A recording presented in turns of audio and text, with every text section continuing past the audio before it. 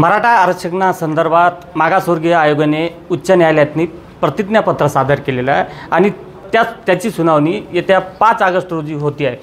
या संदर्भात माझ्यासोबत बोलण्यासाठी मागासवर्गीय आयोगाचे अध्यक्ष हंसराज आईर आहे। आपण त्यांच्याकडून जाणून घेणार आहोत। भैया, तुमच्या आयोगाने मराठा आरक्षणासंदर्भात ज्या काही प्रतिज्ञापत्र सादर केलेलं आहे त्यावर 5 ऑगस्ट रोजी सुनावणी होते।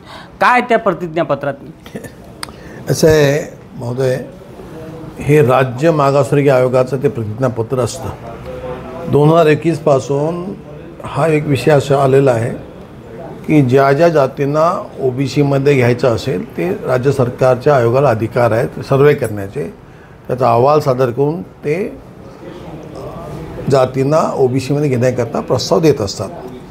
हे महाराष्ट्र राज्य सरकारचा आयोग आहे, त्यांनी हा प्रस्ताव सादर केलेला असेल कोर्टात आणि प्रतिज्ञापत्र दिलेलं असेल, त्याप्रमाणे कोर्ट निर्णय घेईल। आमच्या राष्ट्रीय ओबीसी मागासवर्ग आयोगाचा जो विषय आहे त्या ठिकाणी राज्यातून प्रस्ताव आल्यावर आम्ही याच जातींना, ज्या जाती महाराष्ट्र ओबीसीमध्ये असतात त्यांना केंद्रीय सूचीमध्ये घेण्याचा अधिकार आम्हाला येतो, प्रस्ताव येतो, तर आम्ही ते मान्य करतो।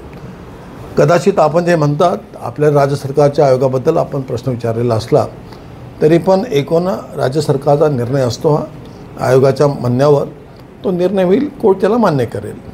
प्रतिज्ञापत्र फार महत्त्वाचं असतं, त्यावर कोर्टाला दिलेलं प्रतिज्ञापत्र फार जिम्मेदारी देतात, नक्कीच त्यामधून काय निर्णय होईल।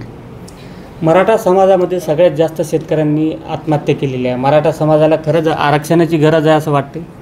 असं आहे की शेतकरी हा विषय इतका मोठा आहे की अख्खा विदर्भापासून ते अनेक जिल्ह्यामध्ये हा प्रश्न आहे। एकाच कारणामुळं हा विषय बनू शकत नाही। त्याच्यामध्ये सुप्रीम कोर्टाचे काही निर्णय आहेत। इंदिरा साहनीच्या निर्णयावर सुप्रीम कोर्टाने ज्या जातीला ओबीसीमध्ये घ्यायचं असतं त्याचे काही गाईडलाईन आहेत, त्याचे पॅरामीटर्स आहेत, त्याप्रमाणे प्रत्येक राज्यातला आयोग त्याप्रमाणे काम करतो। एक विषयावर हा निर्णय घेता येत नाही। आर्थिक स्थिती हा विषय असतोच, तो थर्ड डोर असतो। फर्स्ट असतो की सामाजिक स्थिती काय आहे, शैक्षणिक स्थिती काय आहे, याचा पूर्ण अभ्यास करून अन्य जातींना आरक्षणाकरता निवड करता येते, त्यापैकी विषय असतो। म्हणून आत्महत्या निवड एका वर्गात होतात असं नसते, परंतु हा विषय शेवटी गरिबीचाच असतो, हे मी मान्य करतो। धन्यवाद। मराठा समाजामध्ये मागासलेपणा असल्याचं समोर आलेलं आहे, त्यामुळे मराठा समाजांना आरक्षण मिळणार का हे देखील पाहणं गरजेचं असणार आहे। संजय राठोड, साम टीव्ही न्यूज, यवतमाळ। देश विदेशातील प्रत्येक घडामोडींचे लाईव्ह अपडेट मिळवण्यासाठी आता साम टीव्हीच्या सर्व सोशल मीडिया प्लॅटफॉर्मला लाईक, फॉलो आणि सबस्क्राईब करा। तसंच सर्व नोटिफिकेशनसाठी बेल आयकॉन प्रेस करायला विसरू नका।